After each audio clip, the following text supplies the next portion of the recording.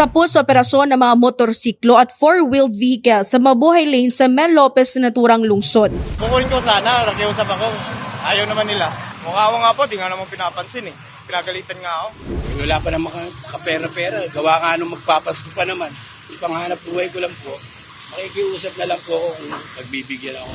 Once na nag-operate tayo, meron talagang bumabalik. But then again, our agency along with the other enforcement agency, we are really serious about clearing our public roads at ang ating mga pedestrian because our main goal is to have a continuous mobility para sa ating mga motorista and also ang mga pedestrian para magkaroon ng safe passage ang ating mga kababayan.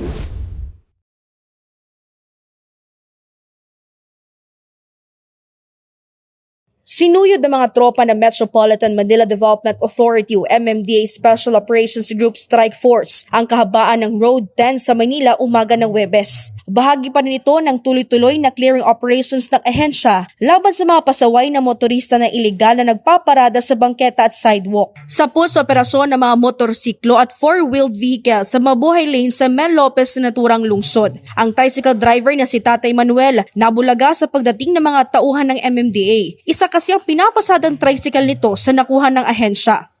Wala pa naman kapera-pera. Gawa nga nung magpapasko pa naman. Panghanap buhay ko lang po.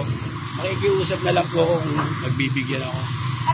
Ayon kay Gabriel Go ng MMDA Special Operations Group Strike Force, ilang beses nang binabalik-balikan ng MMDA ang kanyang lugar dahil sa talamak na illegal parking. Kung kaya't dapat lamang na magtanda na ang mga ito at sumunod na lamang sa tamang pinaparadahan. Once na nag-operate tayo, meron talagang bumabalik.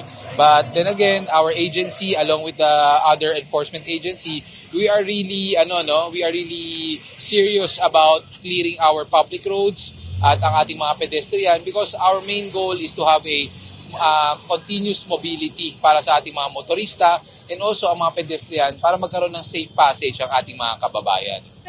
Sinabi pa ng opisyal, ilan kasi sa mga problema ng mga motorista ay kawalan ng sariling parking area. Nagiging problema kasi nila doon is they have more than one or even more than two cars. So ibang sasakyan po nila na ipapark na po sa kalsada. Samantala habang nagsasagawa ng clearing operations, nahuli naman ang motoristang si William ng MMDA enforcer. Bukod kasi sa wala itong helmet, biguran ito na ipakita ang kanyang lisensya. Paliwanag niya, hiniram lamang niya ang motor upang bumili sana ng pyesa. Kukunin ko sana, nakiusap ako. Ayaw naman nila. Mukha ko nga po, di nga naman pinapansin eh. Pinagalitan nga ako.